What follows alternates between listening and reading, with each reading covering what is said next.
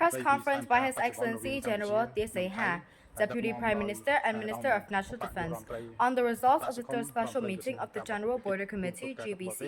between the Kingdom of Cambodia and the Kingdom of Thailand at the Prompat Kat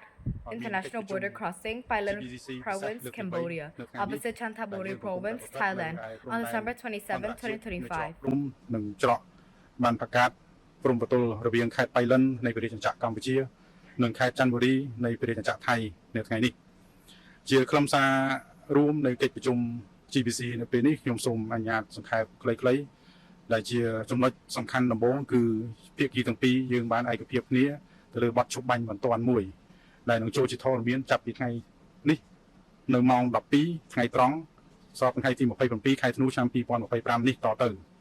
ក្រោយពីបទឈប់បាញ់នេះយើងទៅបានអនុវត្តឲ្យបានពេញលេញក្នុងរយៈពេល 72 ម៉ោងដែលក្នុងនោះនឹងអាចឲ្យភាគីថៃមានលទ្ធភាពក្នុងការដោះលែងយោធិន 18 កម្ពុជា 18 រូបដែលបានជាប់នៅប្រទេសថៃអស់រយៈពេល 151 ថ្ងៃមកហើយខ្ញុំសង្ឃឹមថាបទឈប់បាញ់នេះហើយយើងមានការអត់ធ្មត់រហូតដល់ 72 ម៉ោងដើម្បីធានាបាននៅកាធានាបាននៅបទឈប់បាញ់នេះឲ្យ 18 រូបនេះបានត្រឡប់មកប្រទេសកម្ពុជាវិញជួបនឹងបងប្អូនក្រុមគ្រួសាររបស់គាត់វិញនៅថ្ងៃខាងមុខនេះបទឈប់បាញ់នេះក៏ស្របទៅតាមស្មារតីនៃសេចក្តីថ្លែងការណ៍នៅទីក្រុងកូឡាឡាំពួរដែលបានចុះហត្ថលេខានៅថ្ងៃទី 26 ខែតុលាឆ្នាំ 2025 នេះដែរគួរសមពីលើនោះអ្វីដែលតាមរយៈនៃបទឈប់បាញ់នៅថ្ងៃនេះគឺនឹងបើកផ្លូវឲ្យបងប្អូនប្រជាពលរដ្ឋភៀសសឹកដែលមានលំនៅឋានទៅតាមតំបន់ព្រំដែននេះអាចមានលទ្ធភាពក្នុងការត្រឡប់ទៅរស់នៅលំនៅឋានរបស់ខ្លួនវិញអាចប្រកបមុខរបរក៏ដូចជាធ្វើស្រែចម្ការនិងបងប្អូនដែលមាន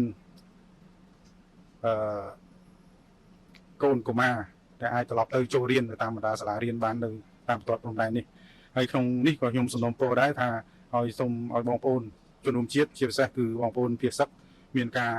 ស្ដាប់តាមការណែនាំរបស់រាជរដ្ឋាភិបាលហើយជាពិសេសគឺស្ដាប់តាមការណែនាំរបស់អាជ្ញាធរមូលដ្ឋានអាជ្ញាធរខេត្តចំពោះលំនៅឋានណាដែលមានសុវត្ថិភាពពិតប្រាកដពេញលេញសូមឲ្យស្ដាប់តាមការណែនាំនេះហើយចំពោះទីតាំងដែល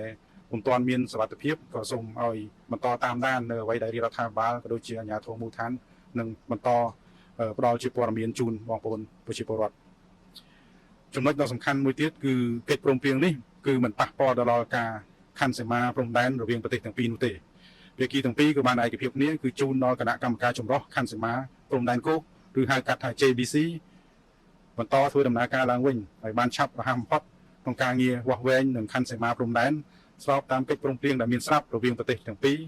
ដើម្បីសម្រេចបាននូវសន្តិភាពយូរអង្វែងនៅតាមបន្ទាត់ព្រំដែនយើងចំណុចមួយទៀតគឺកិច្ចព្រមព្រៀងនៅថ្ងៃនេះគឺជាកិច្ចព្រមព្រៀងកម្រិតរដ្ឋមន្ត្រីការពារជាតិដែលជាការបន្តអនុវត្តអ្វីដែលបានឯកភាពគ្នាកន្លងមកចាប់តាំងពីថ្ងៃទី 28 ខែកក្កដាឆ្នាំ 2025 រួមទាំងសេចក្តីថ្លែងការណ៍រួមស្តីពីក្រុងកូឡាឡាំពួរចុះថ្ងៃទី 26 ខែតុលាឆ្នាំ 2025 និងសូមបញ្ជាក់ថានេះជាការប្រកាសរួមនេះនឹងមិនលុបទៅលើកិច្ចព្រមព្រៀងដែលភាគីកម្ពុជានិងថៃបានអនុវត្តកន្លងមកខ្ញុំជូនដោយតែអ្វីដែលខ្ញុំបានជូននៅកិច្ចព្រមព្រៀងនិងកិច្ចចរចាខាងលើនោះចំណុចមួយទៀតគឺកម្ពុជាយើងនឹងបន្តពង្រឹងនៅទូនីតិភារកិច្ចរបស់អ្នកសង្កេតការណ៍អាស៊ានឬហៅកាត់ថា AOT